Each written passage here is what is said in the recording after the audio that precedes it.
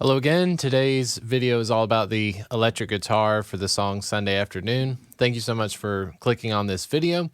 If you've missed any of our previous episodes, you can go back, and in the description of this video, most of the other videos, we have a playlist now for Sunday Afternoon videos, so you can go back and watch all the pre-production piano, drums, bass, acoustic guitar, banjo, and we'll have some vocal videos coming out in the weeks to come as well. So make sure you hit subscribe. You can check those out.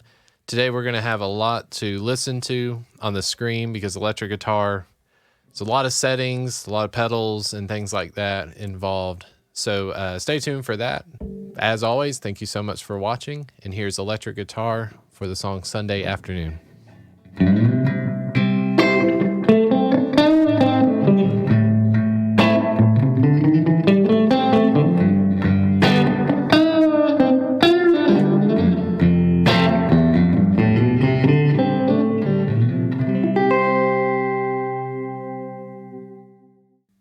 Hello again. On this episode, a lot of the volume levels going to this camera, the camera that I'm using, is coming line out of my audio interface. So a lot of times I'm just kind of crossing my fingers, and when I play back the video that you're listening to, a lot of the audio is not clipping. I know when we were recording the vocals just yesterday on the video, the vocals sounded like they were clipping, but they were not on the session. So with electric guitar, there's all likelihood that this is going to clip. Because again, I'm kind of listening to the signal coming out of these speakers. You're hearing something that's going straight to the camera. So I apologize if that does happen, but I'm trying to do everything I can to make sure that what you're hearing is what I'm hearing. Okay? For the electric guitar, first thing I want to say is that I do not own an amp anymore. I used to have a Fender Hot Rod Deluxe. It was a 40-watt amp, and we had a baby, and it's just very difficult to, in a home studio, it's difficult to crank up an amp. Even if I put it in the closet, the thing is just blasting all throughout the house. So as we're going through kind of the instrument and the pedals I'm using, just know that the sound you're hearing right here,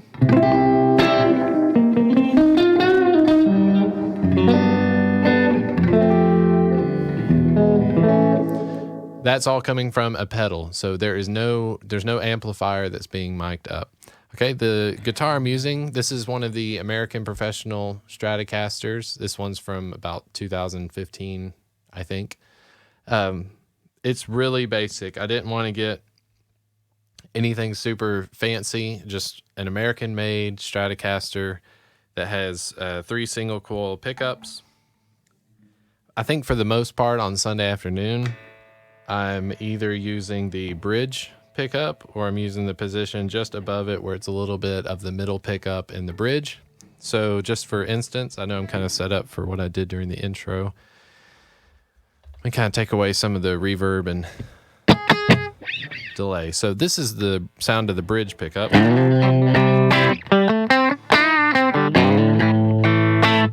Okay, if I switch to the bridge and middle pickup.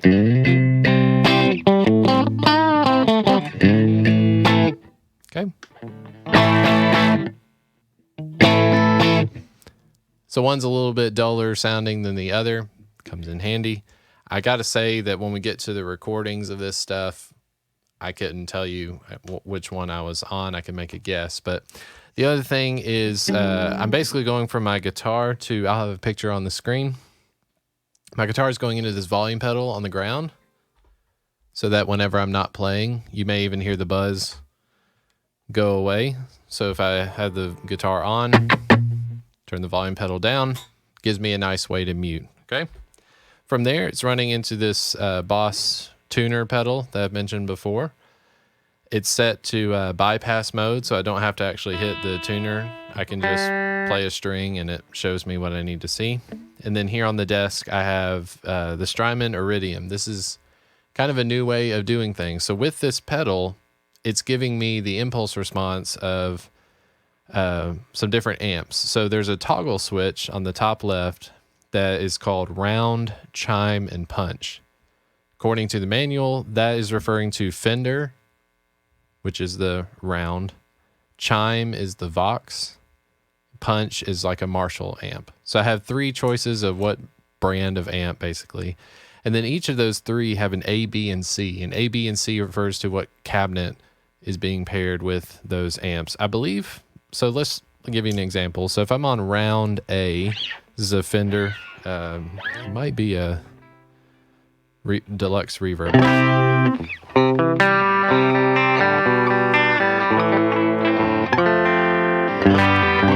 Just really, really clean, especially on that bridge pickup. But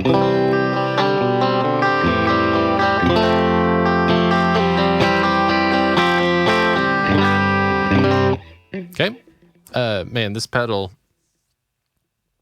compared to having an amp and miking it up, I'm sure the amp would sound nominally better. But man, the convenience of this, it has a drive knob on the left, so I can turn up basically how crunchy the amp is. So if I turn this up all the way, and we're still on that Fender A setting.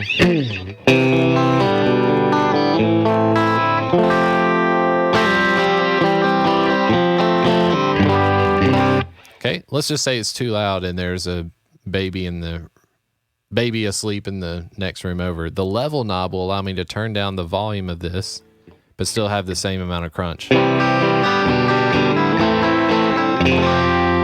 down even more.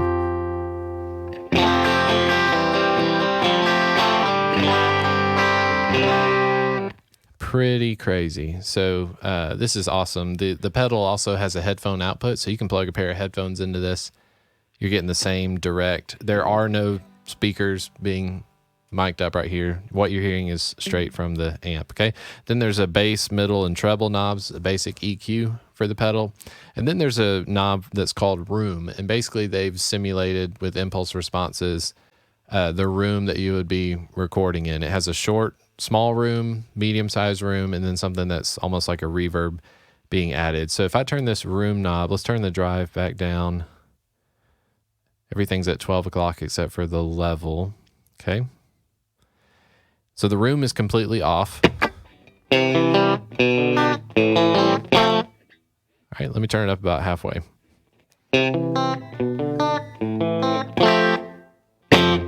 Okay, so this is with room.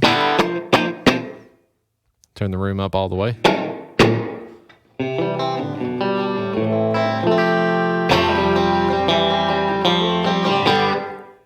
Awesome stuff. So this room, even though the room's turned up all the way, it's set to I believe this is on the small room still. So if I set this thing to somewhere between like 30 and 50%,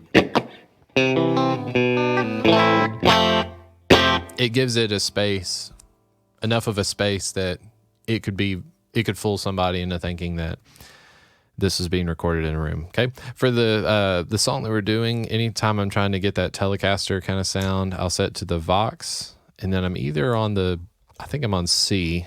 Can't remember exactly what cabinet that is. But here's with the Vox amp on the second position from the bridge. Okay. I usually have the drive up pretty high.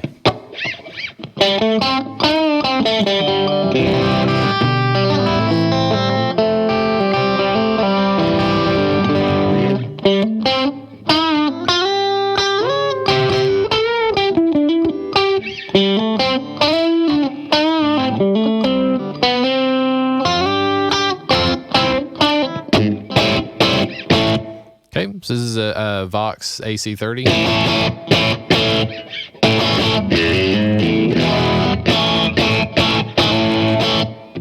Pretty cool. All right, let's move on from the amp settings. Okay, then I've got this Boss DD7, which is a delay pedal.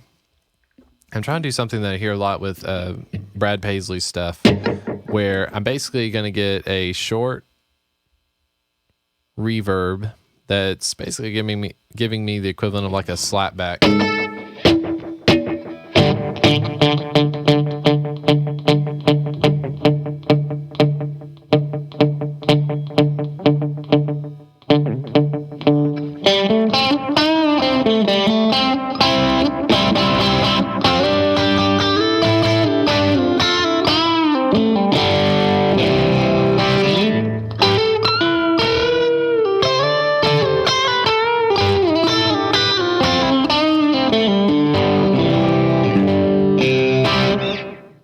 especially on the bridge pickup.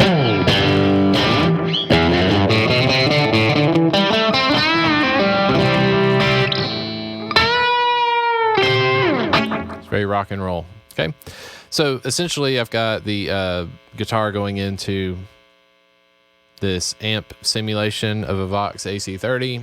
From there, giving it a little bit of delay. And then let's jump over on the screen here. We have the Apollo system, which is giving me, I'm not using any of the Unison preamps. And then when I was recording, I'm pretty sure I had something set up with an 1176 in record mode. So as I'm recording the electric guitar, it's getting a little bit of compression from this plugin, and then it's going straight to Studio One. All right, so I'm going to set this guitar down for now. I'm pretty sure there's not much else I want to say about that. So let's do this. I'm just going to play the song from beginning to end so you can kind of listen to where we're at. There's not a whole lot of... I put a few instances of some EQ, and there's some delay on the electric guitar. We'll get to talking about that in just a second, but let's do our listen through to the song of where we're at right now. Okay, so here's Sunday Afternoon.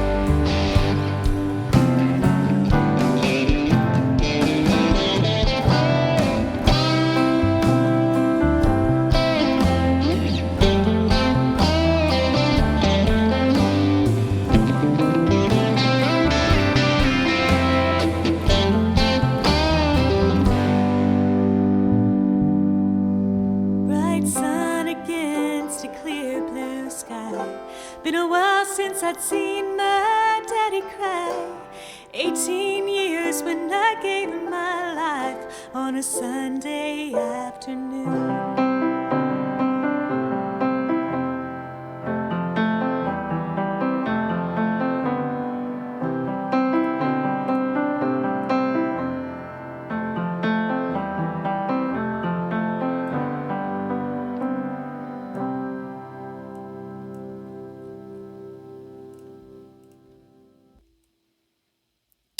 All right.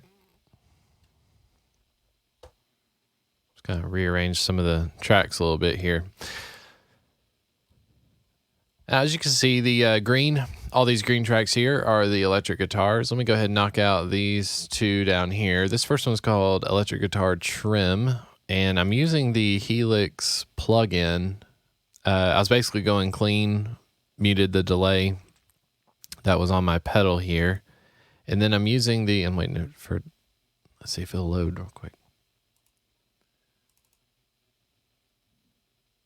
There we go. All right. The Helix plugin is evidently supposed to be doing what the hardware version of the Helix would be doing, and the only thing I'm using it for is a little bit of compression right here. I use the Deluxe compressor, and then here's this optical tremolo, so we can kind of listen to before and after with this tremolo. And this first one is just strumming some chords every now and then, so take a listen here.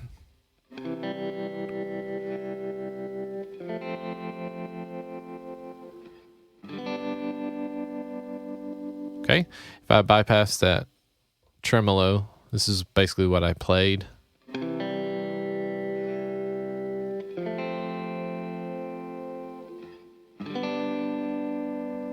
then let's turn the tremolo on.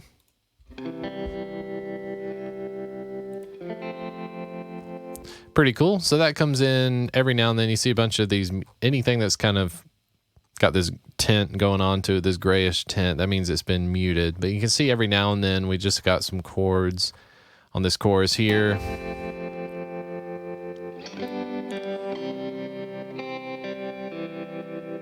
Okay. All the decisions as far as panning and all that, it may go a little bit further towards the middle, I think, but just trying to give it a little bit of space. And all of these guitar signals are going to this plate reverb from UAD that's set up on a effects channel. The plate reverb right now is just kind of a placeholder for my reverb sounds. I'll kind of go through on mixing day. I will specifically pick out different reverbs for different instruments and things, but everything's got that reverb on it right now. Here's the next guitar track that I'm calling Electric Guitar Rhythm. Let's take a listen to that.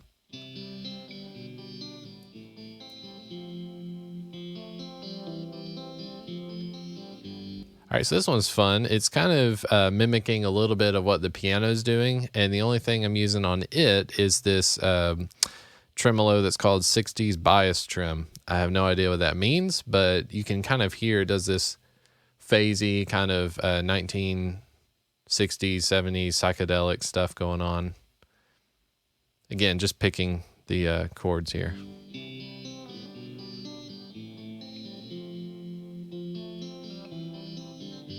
Okay, so let's hear that with the tremolo and kind of go back and forth with each other.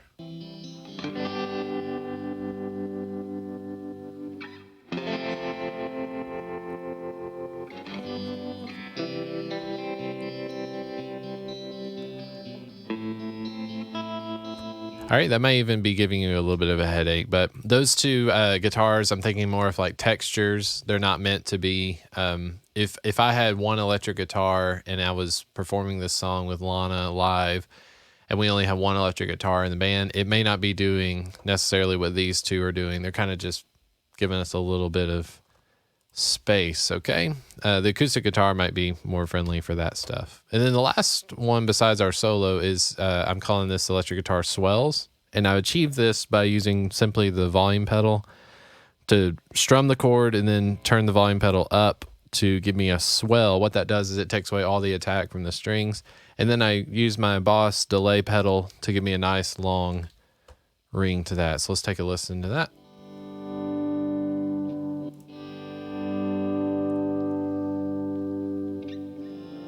Kind of like an organ sound, which we'll get to that in another video. Okay, so those three electrics, let's listen to those kind of when they're played together.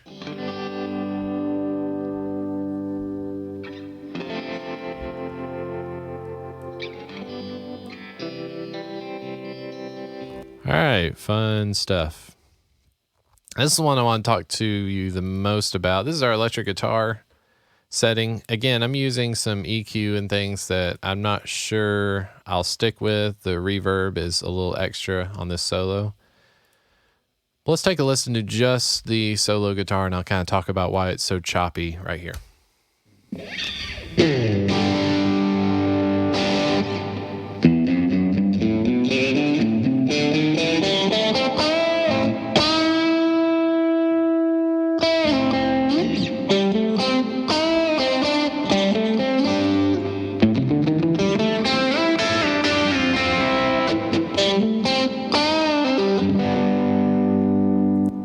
enough. Let me take that reverb off.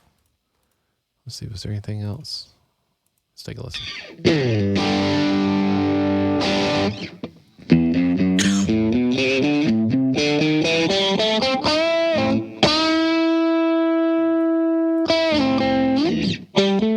Okay, you can hear how much drier that sounds with that reverb is muted. I'll leave it muted for now. So the reason that it's all chopped up like this is because in the original take, if I tried to play this solo all the way through, this is what that sounded like.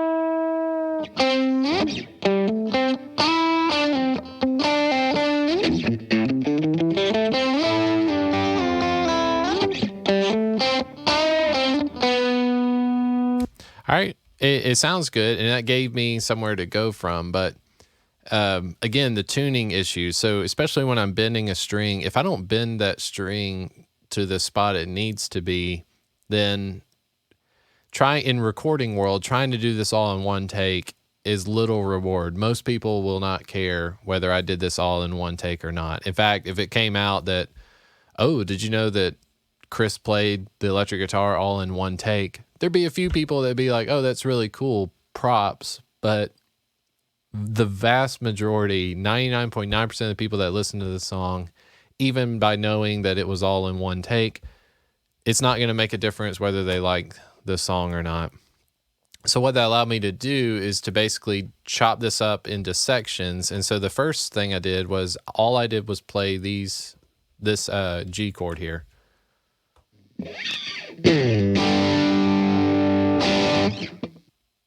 Okay, that was literally the whole take. So I hit record, played the G chord, stopped it. And what I did was I made sure that with my tuner, I played the G chord string by string and made sure that every single string is exactly the note I want it to be.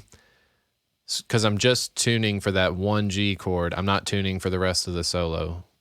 Okay, so just to jump, I'm going to jump back and forth between these two G chords here. So here's the, I would call this G chord A.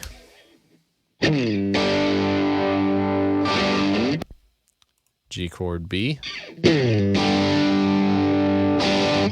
It's very subtle, but to me, the reason I'm doing the extra takes is because I know I can get them a lot more in tune. And then we've got this.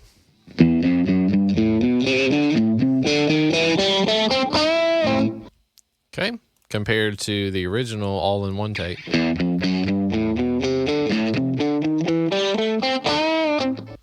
Okay, so I'm able to go through and tune these. Now, the biggest one was this bend.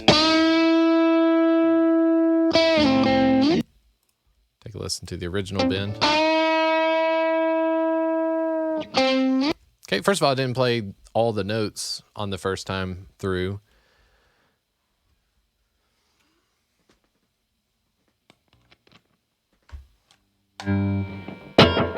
Okay, so on this bend, let me see where my pick is. I'll show you the variation that if you can see my hands here. As I'm bending, I'm trying to bend from this note up to this note.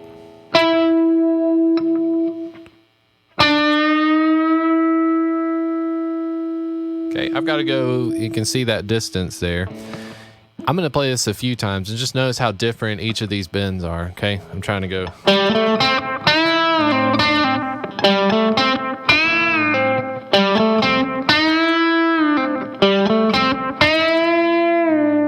Okay, sometimes it's too high, sometimes it's too low. So if you add that to the rest of the solo,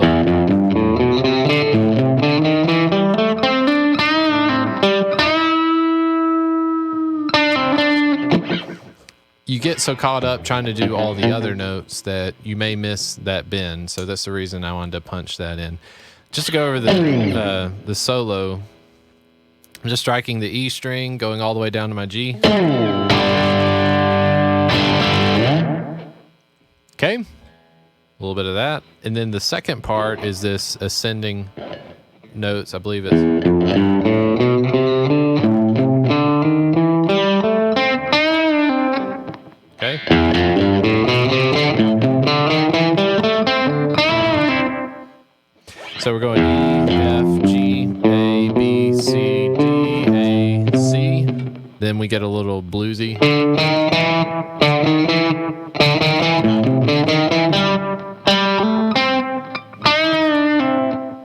Okay, so all that ascending part, it ends with a small bend.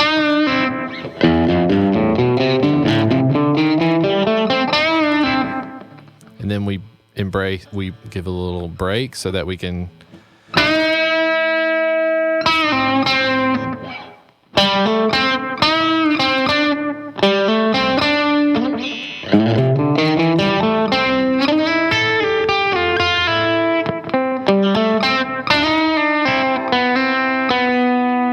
something like that. Okay, so then eventually when we hit this note, we slide up to the on the B string on the 10th fret. I'm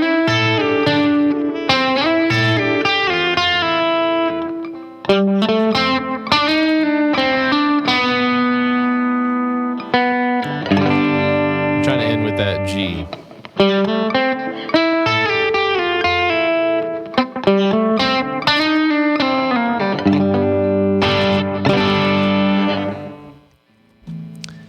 Essentially, that's it. There's not a whole lot. I tried to go through a long time and add some little gems in between Lana singing. So it would have sounded something like this. On a Sunday afternoon, Mama's last words as she held my hand. She said, "Baby girl, God's got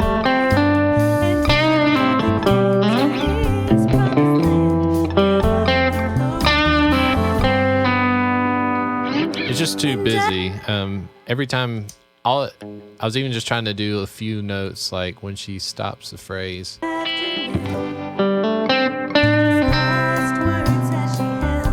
Even just that little bit going into verse 2, it just, as I was recording it, anytime I'm trying to do something just in the moment, it rarely works out on the recording side of things. What helped me most was just taking the time on the solo to just sit there and figure out what notes I'm shooting for, so that when I go to record them, I can at least get those in tune. And better for those to be correct than to me just sit here for hours and hours and hours looping a solo section over and over and over again and not getting anything that sounds good. It's not beneficial for my time, and then it's not helping the song out to just sit here and constantly change my ideas and make up stuff. So for me, I have to really make a plan about what I want to play and why I want to play it. So then I can sit there and make sure I get the stuff in tune and all that. All right, so I think we've covered everything. This has been, I've got this full tone, full drive pedal, but really with the Strymon Iridium, I can always add more distortion later, especially with the Helix plugin. When I get to the mixing side of things, so the last video for this video series is basically I'll be breaking down the final mix and what I did to each of the guitars. I'm trying to record these guitars in a clean enough way that I get the right notes in there, but later on I can go in and add things like tremolo. I can go add things like reverb and delay. If it needs more distortion, as long as I recorded it really dry, I can add distortion and things like that to it.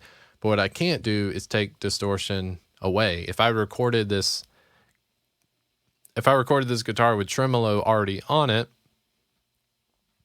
it'd be very difficult to try and take that tremolo away. It changes the guitar way too much. So I give myself a lot of options later on if I record things that are very dry, and then I can add the Helix later. So when we do get to the mixing video, all that to say is that these guitars will sound slightly different. They may be in different places. They may have delays, and the tremolo may even be more aggressive than this. But we've got our guitar tracks where we need them to be for the tracking side. So what I'll do is I'll mute this original take where I tried to play the guitar all the way through the solo, and now I've got these 3 stacks right here. Okay, so thank you so much for watching. Next week's video will be about some auxiliary instruments, like we're going to be adding some organ pads, shakers, cymbal swells. About to record that here today, so that'll be coming to you soon on Fridays around 3 o'clock. Thanks so much for watching. Hey, are my eyes jumping? If yes, go ahead and hit the subscribe button. But either way, check back with us next Friday at 3 p.m. for some more content and videos. Thank you so much for watching. See ya.